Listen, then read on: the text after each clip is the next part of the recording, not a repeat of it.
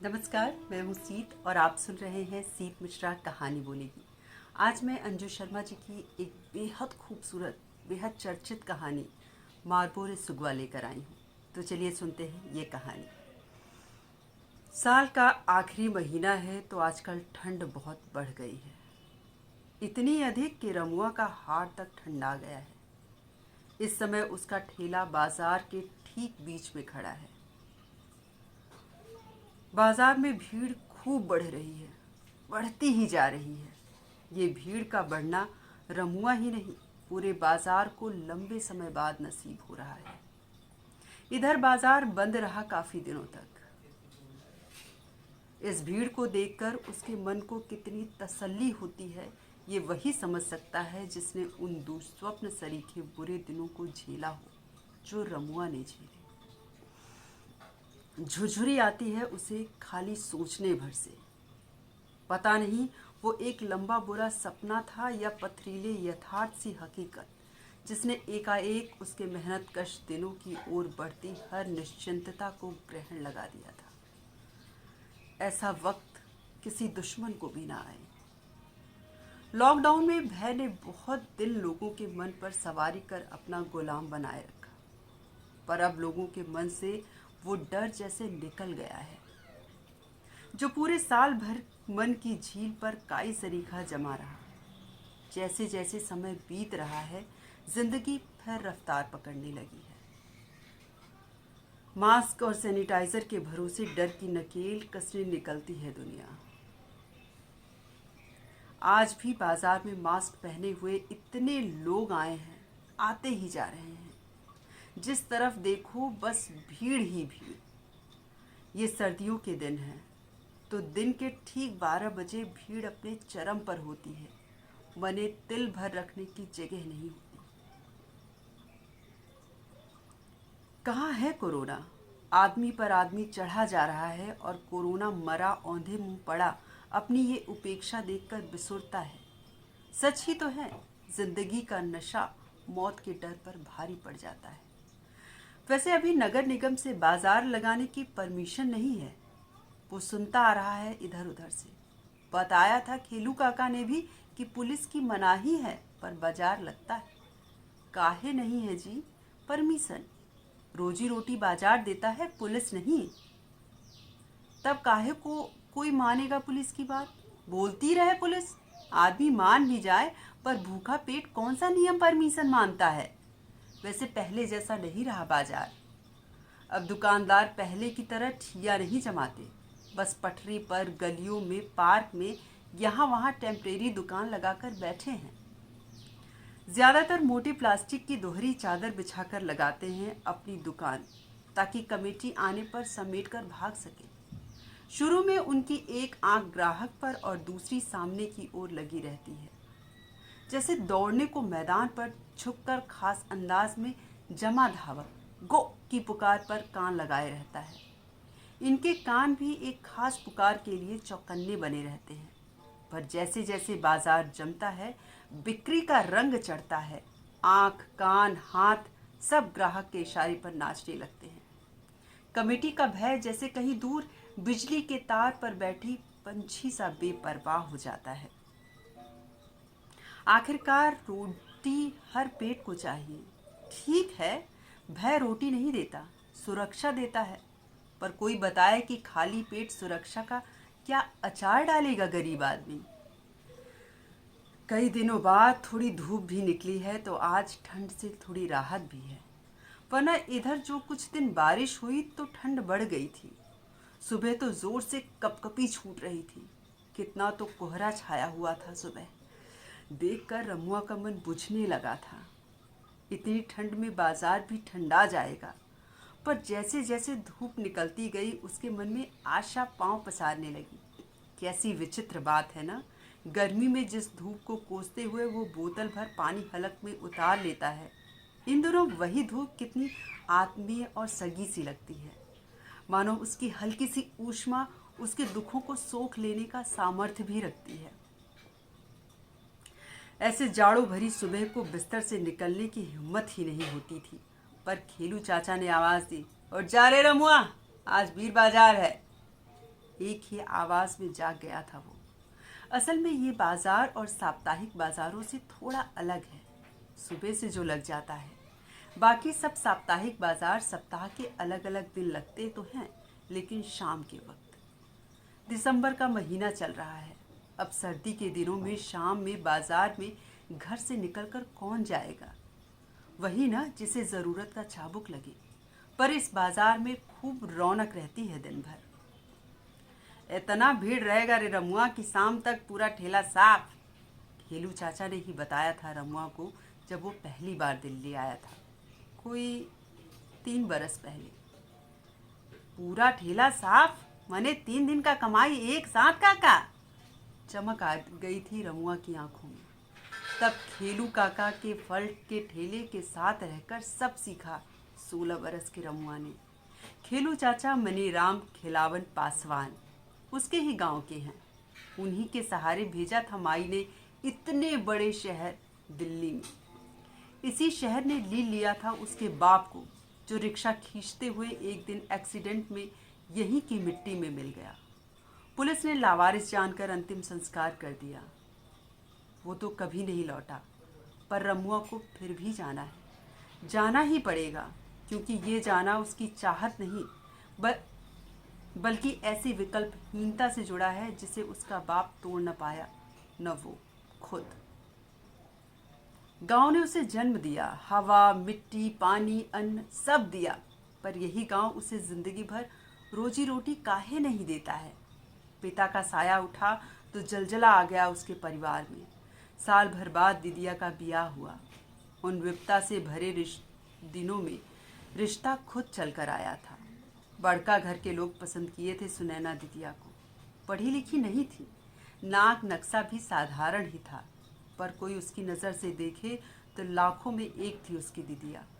विनम्र, कोमल स्वभाव, भावुक मन और समझदार इतनी कि छोटी सी उम्र में ही मेहनत मजूरी करके माई का सहारा बन गई। जहाँ 2 जून रोटी के लाले पड़े हो, वहाँ कौन सवाल उठाता है कि क्यों, कैसे? माई जमाई हीरा बाबू को एक नज़र देखने की बात उठाने की हिम्मत ही नहीं जुटा पाई। बस दीदिया के सुख की कल्पना के आगे वही करती गई जो उनसे करने के लिए कहा गया। पर गरीब का सुख पेड़ पर बैठी चिड़िया है, दिखती तो है पर हाथ कभी नहीं आती। कैसे भूल गई थी माई? लहूलुहान गर्दन, नुची छाती, सूजे मुंह और लगभग बेहोश हालत में पलंग से नीचे पड़ी पाई गई थी दीदिया जिस दिन उसकी पहली रात की सुबह हुई। उसकी जांघों से बहती बेबसी ने उसके पलंग को रंग दिया, उस रंग में जो बाहर आसमान में फैलकर सुबह की मुनादी कर रहा था। उसी रंग में सने बेसुध सोए पड़े थे हीरा बाबू। जिस दिन माई को ये सब बताया गया, बिशनपुर वाली काकी ने रमुआ तो वहीं पर था। उसने वो सब सुना। दीदिया के ससुराल में उसे और माई को घुसने नहीं दिया किसी ने। द्वार पर सिर टकराती माई उस दिन को कोस रही थी जब दीदिया के भाग बदलने के भुलावे में आकर उसे नरक पे धक्का दे दिया। गरीब की बेटी सोने चांदी नहीं, भरे पेट सोने का सपना देखती है, पर दीदिया के नसीब में तो काली मनहूस डरावनी रातों की काली के सिवा कुछ भी नहीं था। उस दिन के बाद माई कभी नहीं हंसी। बाबू की मौत के सदमे की तपती धूप पर दीदिया के सुख की क्षण भर की झूठी छाया अब सूख गई थी। जीवन की लू की तपती दोपहरिया हो गया था, जिसके कांटे उसके बदन में धसे तो बस धसे ही रह गए। 6 महीने भोगा था दीदिया ने ये नरक, और एक दिन पागलपन के दौरे में अपनी 3 मंजिला घर की छत से कूद गए हीरा बाबू, और जाते जाते दीदिया को उस नरक से निर्वासन की तख्ती भी थमा गए। समझ नहीं पाया था रमुआ की दीदिया के दुर्भाग्य पर रोए या हंसे। एक दिन लौट आई उसकी दीदिया। जिस दिन बिशनपुर वाले यहाँ छोड़कर चले गए, वो जिंदा लाश में बदल चुकी थी। देह के घाव पर तो माई की ममता मरहम बनकर छा गई, पर टूटा और बीमार मन कभी नहीं संभला। अपने अधूरेपन के खोल में लिपटी दीदिया वहीं छूट गई थी, बिशनपुर में। वो कभी नहीं लौट पाई अपने नरक से। उसी साल रमुआ भी दिल्ली आ गया। माँ, दीदिया और सरिता को छोड़कर। गांव की जिंदगी में माई और दो बहनें पूरा दिन खटकर भी 2 जून की रोटी नहीं कमा सकती। 2 वक्त हाथ को मुंह तक आना बहुत जरूरी है। पहली बार खेलू काका लेकर आए थे उसे बाजार। उनके साथ ही काम किया कुछ रोज। फिर एक दिन थमा दिया काका ने मूंगफली का ठेला। सर्दियों में मूंगफली बेचता है और गर्मियों में तरबूज। तब से रमुआ बिना नागा वीर बाजार आता था। सब ठीक ही चल रहा था। दिन भर की कड़ी मेहनत के बाद ठीक ठाक कमा लेता था। 4 पैसा बच जाता था तो माई को भी भेज देता था। फिर इस साल वो कोरोना आया, विदेशी बीमारी, और उसके बाद जो ताला बंद हुआ वही लॉकडाउन, जो पहले कभी न देखा न सुना। खेलू काका बताते हैं, कर्फ्यू में ऐसा ही सब होता है। ऐसा ही तालीबंदी पर तब भी खाली पुलिस की गोली का खतरा रहता है। आदमी से आदमी की जान को खतरा तभी रहता है बचुआ, जब वो जात धर्म में पड़कर अंधा हो जाता है। ऐसा बीमारी कभी नहीं सुना कि आदमी से आदमी दूर भागता है रे रमुआ। ये तो ससुर कैंसरवा से भी डेंजर बीमारी है रे। देख लेना रे बबुआ, ये दुनिया ज्यादा दिन जिंदा नहीं रहेगा। सब खत्म हो जाएगा, सब खत्म हो जाएगा एक दिन। कमर ही टूट गई थी उनके धंधे की। याद करता है कि पूरा ऋण झंझना जाता है रमुआ का। एकदम में सब बंद, बाजार बंद, रास्ता बंद, काम धंधा सब बंद। भूखे मरने की नौबत आ गई थी। रोज कुआं खोदकर पानी पीने वाला हर आदमी भूखे मरने की कगार पर आ गया था।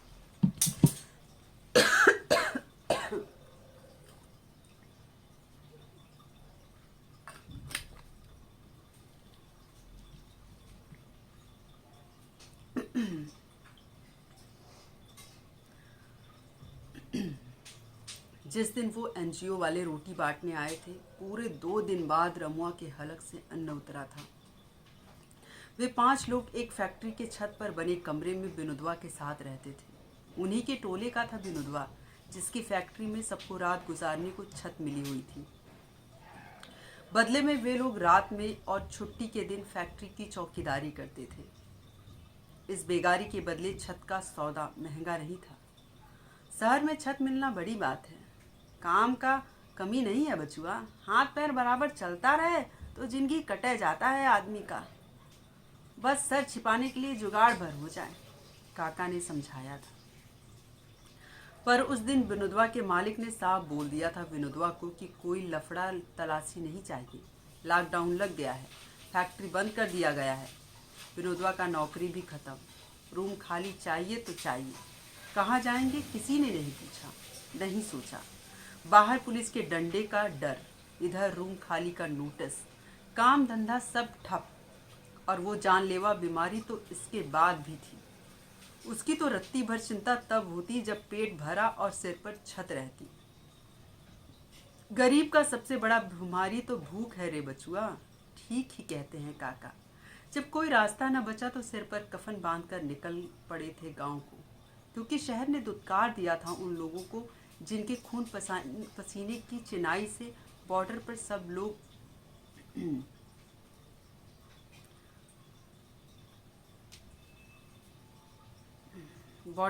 लोग जुटने लगे थे। सबको लग रहा था कि इधर बच्चे भी अगर इस जानलेवा बीमारी से तो भूख से पक्का मर जाएंगे। लावारिस लाश चढ़ेगा रे बबुआ, कोई हाथ भी नहीं लगाएगा। काका लोग बोलते थे तो सिहर उठता था रमुआ। आँख के आगे खाली माई का चेहरा घूमने लगता। बस एक बार माई के पास पहुँचा दो काका, बस एक बार माई के पास पहुँचा दो। एक बार आपन गांव पहुँच जाए तो माई क्रिया कभी नहीं आएंगे दिल्ली। हमरा के माई के पास जाना है, गिड़गिड़ाता रहा रमुआ। पता नहीं वे कितने लोग चले और कितने लौट पाए, पर वो वक्त इतिहास में कम, उन सबकी काली स्मृतियों में कहीं अधिक गहराई से खुद गया है। बहुत बड़ा धोखा है ये शहर, कितना चमकदार धोखा।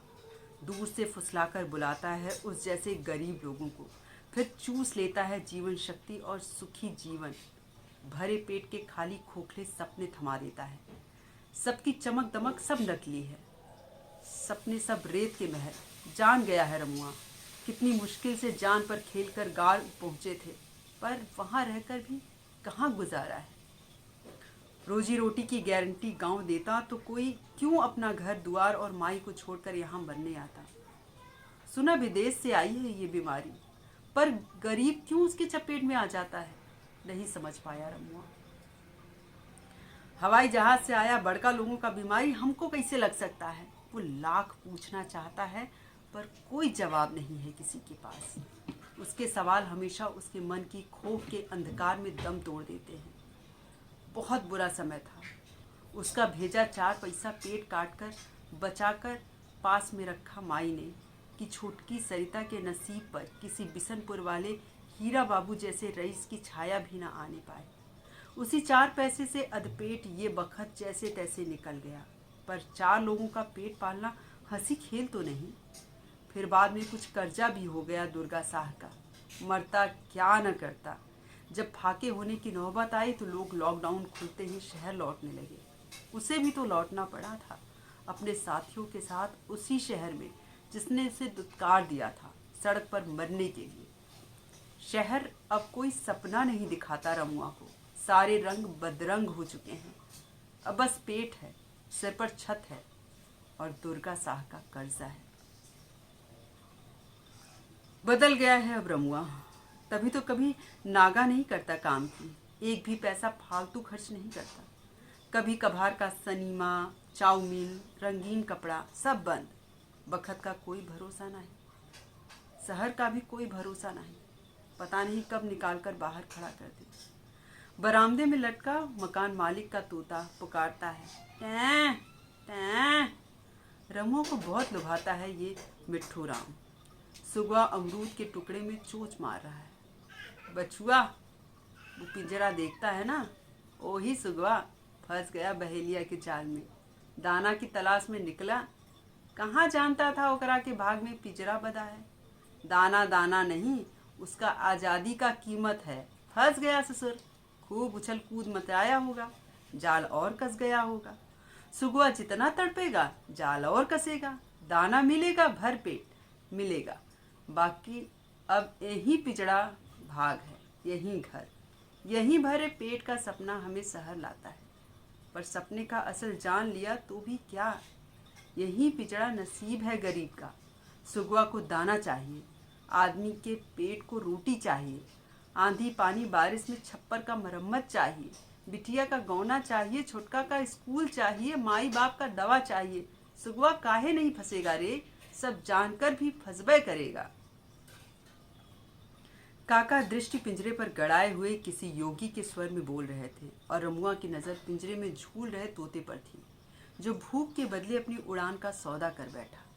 सारी उछल कूद छोड़कर अब पिंजरे को घर मानकर बैठा था, पर जाने क्यों रमुआ को उसकी गोल चमकदार मनके जैसी आंखों में अब भूख नहीं, आज़ादी का सपना दिख रहा था। बस एक बार खुले आकाश में ऊंची उड़ान की चाहत झलक रही थी। रमुआ गौर से उसे देख रहा था। एकाएक उसे लगा सुग्गे का चेहरा बदल गया। ये क्या, ये क्या, ये तो वही है, 2 आंखें, 2 पंजे, लाल चोंच, लंबी सी पूंछ पर जंग लगे बेजान पंख और उदास चेहरा। उसे लगा वो इस शहर रूपी पिंजरे में कैद अपनी मुक्त उड़ान की कामना करता सुग्गा वही तो है जो सब जानते बुझते भी फिर घुस आया है इस पिंजरे में। वो याद करता है कोरोना का प्रकोप गांव तक पहुंच गया है। उसने जहां जगह मिली पैर पसार लिए। विनोदवा मर गया कोरोना से। भारी मन से लौटे थे वे लोग विनोदवा के बिना। शहर पहुंचते ही सबसे बड़ा संकट रूम का खड़ा था। सिर पर छत तो चाहिए ना। अब जे कॉलोनी में मिला है एक छोटा सा रूम, इतना छोटा कि 4 लोग मुश्किल से गुजर कर पाते हैं, पर रात भर तो काटनी है। सोता है तो होश ही कहाँ रहता है। रात में कई बार पुकार उठता है, मूंगफली, गर्मा गर्म मूंगफली। खेलू काका या राम जन्म काका या फिर टिकुआ कोई भी एक जमाता है तो अकबका कर उठता है और फिर सो जाता है। सुबह अपने अपने पंखों को समेटकर सो जाता है पिंजरे में। रमुआ गांव में होता तो गुदड़ी से बाहर निकलने को कितना सताता था माई को। उठ जा रे बबुआ, सूरज जी छत पर आ गए हैं, बच्चा सब घाट पर गया। कितना भी बोलती थी माई, पर रमुआ फटही गुदड़ी को चारों तरफ लपेटकर कान बंद कर घुसा रहता बिस्तर में। माई बोलती रहती, पर वो तब उठता जब माई गुदड़ी को उघाड़कर उसे धकेलती और फिर कुनमुनाते हुए भागता था रमुआ घाट पर। माई की याद उसके मन के भीतर ऐसे उतरती जैसे ठंड में खाली कप के भीतर गर्म चाय उतरती है भाप उड़ाती हुई, और उसकी सारी शीतलता को हरकर उसे गर्माहट से भर देती है। भीतर कुछ कसकता है, माई की ममता, दीदिया का वीरान चेहरा, सूनी आंखें, छुटकी सरिता का झूठा गुस्सा, उसकी तकरार, मनुहार, गांव, घर, घाट, पोखर, बगीचा, संगी साथियों की याद, सब छूट गया पीछे। और हाँ, उसका असमय मुरझाया बचपन भी तो। मन पर कोनो बंदिश है, ये तो खूंटा छूटा बैल हो जाना चाहता है, पर उसकी सांसें तो बंद सुक्के सी गिरवी रखी हैं शहर के पास। शाम को मंगल बाजार है और इतवार बाजार भी जाता है। बाकी सब दिन रोज सड़क के किनारे पर ठेली लगाता है, तो मूंगफली भुनने से बहुत सेक मिलता है रमुआ को। पर बाजार में खाली मूंगफली बेचता भर है, भुनता नहीं। बहुत भीड़ होती है बाजार में, भुनने का वक्त होता है न तसल्ली, इतना चिल्लम चिल्ली, फिर कोई ठिया भी नहीं कि कहीं रुककर खड़ा हो जाए। अच्छा, 200 रुपये में ब्लैक कलर भी दिखाऊं? सामने से आती आवाज की दिशा में नजर गई तो देखा ऐंठ कर बोलता है जूते की दुकान वाला छुटका लड़का। उम्र में रमुआ से 4-5 बरस छोटा है, पर तेवर तो देखो। इसमें इसमें ब्लैक कलर दिखाओ भैया। बोलने वाली बेचारी औरत तो कुछ बोल ही नहीं सकी। आवाक उसका चेहरा देख रही है। उसके निम्न वर्गीय शर्मिंदगी और अपमान की पीड़ा से क्षण भर को तमतमा गया उसका चेहरा। फिर जैसे अपनी अभ्यस्तता को अपनी ढाल बनाकर पी गई अपमान का घूंट, और दूसरी तरफ रखे जूतों को अलट पलट करने लगी। गरीब आदमी अपमान को बहुत देर संभाल कर नहीं रख पाता। लड़के का गौरोन्मत्त नन्हा चेहरा और तनी हुई सिंकिया छाती देखकर मुस्कुरा दिया रमुआ। छोटका सुगवा। दुकान के आगे सेल लगी है जूतों की, वहीं खड़ा है ये छोटू। उसके चेहरे पर जो ठसक है, आवाज में जो कड़कपन है, वो रमुआ का ध्यान खींचता है। पर फिर पीछे खड़े मालिक पर उसकी नजर जा टिकती है, जो इस तेवर की असली वजह है। रमुआ के आगे न कोई न पीछे। ओए साले, आगे बढ़ा अपना ठेला, रास्ता रोक कर खड़ा है। धंधे के टाइम साला। साइड के दुकान वाले की गालियों की बौछार से सिटपिटाकर आगे बढ़ता है रमुआ। बिन कुछ कहे जल्दी से एक ग्राहक को मूंगफली तोड़ कर रमुआ पैसे के इंतजार में है कि अचानक शोर मचने लगता है। कमेटी वाले आ गए, कमेटी वाले आ गए। वो बड़का चौराहे पर इतने कबूतर बैठते हैं, एक आहट पर सब एक साथ पंख फड़फड़ाकर उड़ जाते हैं। बाजार में कमेटी का आना वही आहट है जिसके बाद अफरा तफरी मच गई। जिसे देखो सामान समेट कर भाग रहा है। कमेटी न हुआ, यमराज हो गया। वैसे अगर यमराज के आने की खबर भी ऐसे ही मिल जाए तो उस दिन दुनिया का क्या होगा। ससुरा सब सिर पर पैर रखकर भागेगा। उस दिन हंसते हुए बोले थे राम जन्म काका, और आज सब हंसी हवा हो गई। रमुआ के चेहरे पर पल भर पहले खेलती मुस्कान भीड़ में खोई किसी बच्चे सी बिला गई। एक ग्राहक ने आधा किलो मूंगफली के पैसे लेने भर को रुका। रमुआ तेजी से भाग रहा है। आगे अदरक लहसुन का ठेला है किसी का, उसके आगे चीनी मिट्टी के कप की रेहड़ी। अभी उसके आगे बढ़ते ही रमुआ ने ठेला बढ़ाया कि वे सिर पर आ गए। खाकी वर्दी देखकर रूह कांपती है रमुआ की।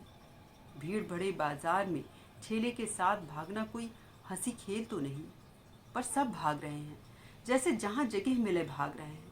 सड़क के दोनों ओर कॉलोनी की गलियों में घुस जाएंगे सब, और पुलिस के वापस चले जाने तक नहीं लौटेंगे। पुलिस और कमेटी का ये आतंक ये लोग हर हफ्ते झेलते हैं। इस लुका छिपी के बीच ही छिपी है इनकी रोजी रोटी। अभी रमुआ 2 कदम भी बढ़ा नहीं पाया कि उसकी गति को जैसे लगाम लग गई। किसी ने पीछे से आकर उसकी गुत्ती पर हाथ मारा। सर! तो क्या सुगवा फंस गया है जाल में? गालियों की बौछार से भीग गया उसका तन मन। एक बड़े वर्दीदारी ने उसे कॉलर से पकड़ा था। एक जवान रंगरूट उसका तराजू उठा रहा है।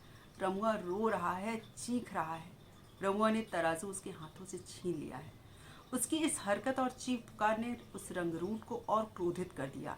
एकाएक उसने एक झापड़ रखकर रमुआ की कनपटी पर। सुगवा पंख फड़फड़ा रहा है, जाल कस रहा है। साले शोर मचाता है, जोर दिखा रहा है साला। अब की फिर तराजू जवान पुलिसिये के हाथ में है।